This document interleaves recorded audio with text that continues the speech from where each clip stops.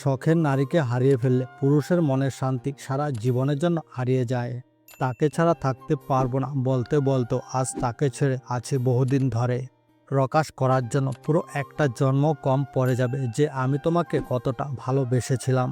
কোনো কল নেই, ট্যাক্স নেই, কিছুই নেই, তারপরও আজও আমার ভাবনায় সবসময় তুমি।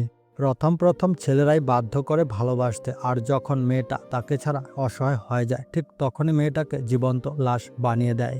কেন জানি না, কোনো কারণ ছাড়াই প্রতিদিন চোখের কোণ থেকে বৃষ্টি ঝরে।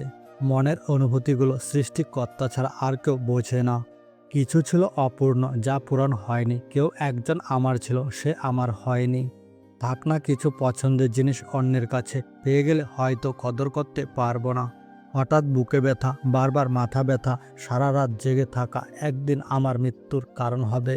তোমায় দোষ দিয়ে কি করব? এই যে কথায় আছে না, অভাগা যেদিকে যায় সাগরও নাকি শুকিয়ে যায়। কান দিয়া কি বাঁধিয়ে রাখা যায় মানুষ যদি স্বেচ্ছায় না থাকে? কেউ স্বপ্নের জন্য পরিবার ছাড়ে, আবার কেউ পরিবারের জন্য স্বপ্ন ছাড়ে, আবার কেউ এই দুইটার জন্য দুনিয়া ছাড়ে।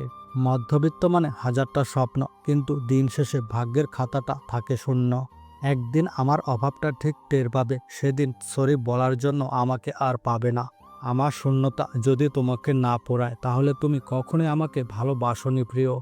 পৃথিবীতে আপন বলতে কেউ নেই, সময় যখন খারাপ যায় তখন নিজের ঘুমটাও পর হয়ে যায়। কপালে যে আছে তাকে তো পেয়ে যাব, কিন্তু মনে যে আছে তার কি হবে? তুমি যতই ভালো হও না কেন, তুমি যদি ভুল জায়গা থাকো তাহলে তুমি মূল্যহীন। তুমি সবার সাথে আমার তুলনা করো না, সবাই ছেড়ে গেল আমি তোমাকে ছেড়ে যাব না। ঠিক তখনই আমাকে মিস করবে যখন আমার জায়গায় অন্য কাউকে বসাতে ব্যর্থ হবে।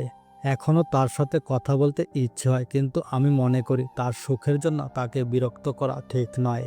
তুমি শুধু বেইমানি করনি, তুমি আমার জীবিত দেহটাকে দাফন দিয়েছ। তুমি আমাকে নীরবে খুন করেছ, কিন্তু প্রমাণ রাখনি।